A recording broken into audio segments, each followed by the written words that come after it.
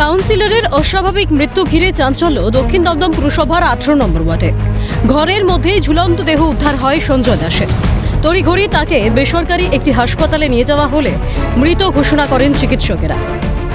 Legal process হয়ে গেছে? হ্যাঁ, হয়ে গেছে। আমরা থানাতে পাঠিয়ে দিয়েছি, নাগেরবাজার পিএসএ। ওনারা এসে বডি হ্যান্ড ওভার। আর একটা কোয়েশ্চেন, কোনো এক্সটার্নাল মার্কস অফ ইনজুরি আছে? দেখুন, ওটা আমরা এক্ষুনি ইন্টিমেট করতে পারবো না, but we have intimated all the physical examination report to the police. জানা গেছে, তৃণমূলের প্রাক্তন বিধায়ক অদিতি মুন্সির স্বামী দেবরাজ চক্রবর্তীর ঘনিষ্ঠ ছিলেন মৃত কাউন্সিলর। খবর পেয়ে হাসপাতালে যান অদিতি মুন্সি।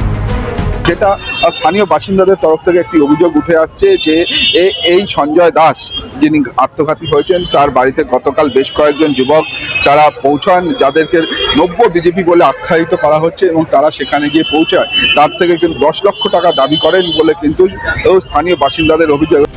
স্থানীয় বাসিন্দাদের দাবি, সঞ্জয় দাসের থেকে 10 লক্ষ টাকা চাওয়া হয়েছিল।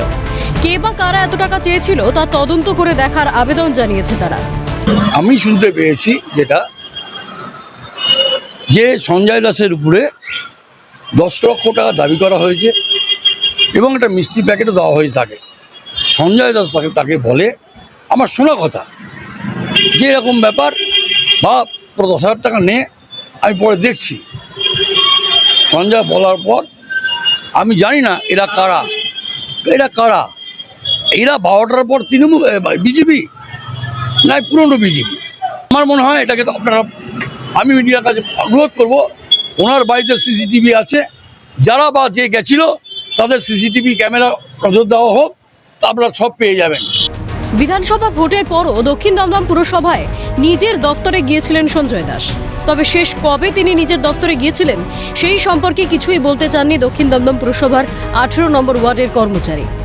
লাস্ট কবে এসেছিল সেটাও বলতে পারবো না। কবে এসেছিল সঞ্জয় দা?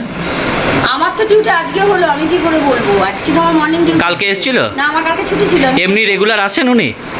মাঝে মাঝে তো আসেন।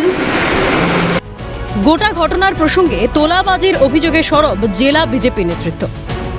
যেই হারে 18 নম্বর ওয়ার্ড থেকে বিভিন্ন প্রমোটার থেকে শুরু করে ব্যবসাদার পর্যন্ত পয়সা তুলেছে, ওখানে প্রমোটাররা সাউথ দমদমে 3টে ওয়ার্ডে কাজ করতে চাইতো না, 9 নম্বর, 10 নম্বর এবং 18 নম্বর ওয়ার্ডে।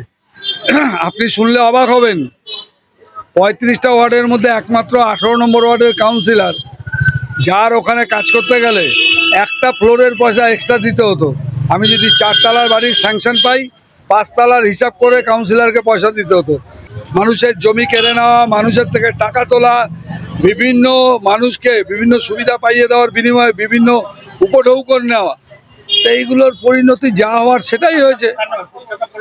সঞ্জয় দাসের নামে পোস্টার করেছিল, আপনি ওয়ার্ডে গিয়ে খুঁজলে এখনো হয়তো 2-4টে পোস্টার পাবেন, ব্যানার পড়েছিল, ব্যানার। প্রসঙ্গত, দক্ষিণ দমদম পুরসভাতে নিয়োগ দুর্নীতি নিয়ে তদন্ত চালাচ্ছে ইডি। সেই মামলায় গ্রেফতারও হয়েছেন সুজিত বসু। ইতিমধ্যেই জিজ্ঞাসাবাদ করা হয়েছে প্রাক্তন খাদ্যমন্ত্রী রথীন ঘোষকেও। এসবের জেরেই কি মানসিক অবসাদে ভুগছিলেন সঞ্জয় দাস, উঠছে প্রশ্ন। যদিও সমস্ত সম্ভাবনাই খতিয়ে দেখছে নাগেরবাজার থানার পুলিশ। দমদম থেকে শান্তনু শাহ, ক্যালকাটা নিউজ।